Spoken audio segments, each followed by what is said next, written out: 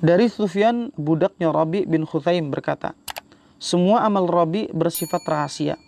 Para salaf dulu ketika beramal soleh adalah pribadi yang sangat-sangat menjaga amalannya supaya tidak banyak orang yang tahu tentang amalannya.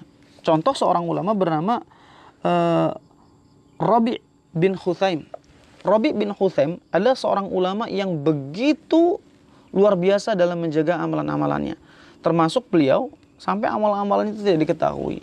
Jadi kalau para salaf dulu menjaga kehati-hatian tentang masalah keikhlasan itu bukan dipamerkan ketika beramal soleh ya.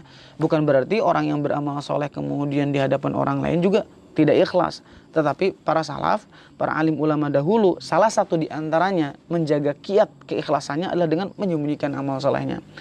Tapi bukan pula jadi alibi buat teman-teman sekalian untuk sholat yang harusnya berjamaah di masjid, terlepas dari wabah sekarang ya, nggak mau ke masjid ketika ditanya, takut riya.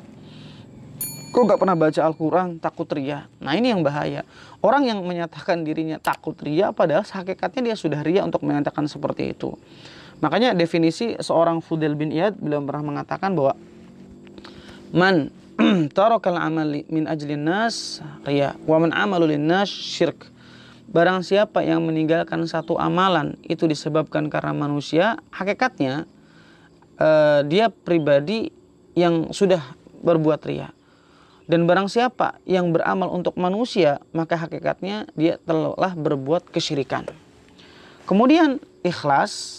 Apa amalan ikhlas? Amalan ikhlas adalah amalan yang ketika kita melakukannya, kita meninggalkannya itu bukan karena asbab manusia, tapi karena Allah Subhanahu wa Ta'ala. Jadi penting buat kita semuanya untuk memahami bahwa keikhlasan itu adalah sesuatu yang sangat sulit. Padahal kita tahu bahwa hati, tempat di mana Allah Subhanahu wa Ta'ala menanam yang namanya niat, itu adalah organ tubuh yang harus banyak dijaga. Ya, harus banyak dijaga. Harus banyak dijaga. Kenapa disebutkan banyak dijaga? Karena sesungguhnya penjagaan kita terhadap hati itu tuh jauh lebih sulit daripada kita menjaga fisik. Kalau kita sakit, tergores misalkan atau jerawatan, kita akan merasakannya. Tetapi orang yang memiliki penyakit hati, kadang orang lain yang bisa menilai dan bisa merasakannya. Orang yang sombong gak pernah dirinya merasa sombong. Orang yang bakhil tidak pernah merasa dirinya bakhil. Orang yang berakhlak buruk tidak pernah merasa akhlaknya buruk. Makanya penyakit hati jauh lebih berat daripada penyakit fisik. Kita tidak dihisab oleh Allah Subhanahu wa Ta'ala sebab karena penyakit fisik. Kenapa kamu mati cancer?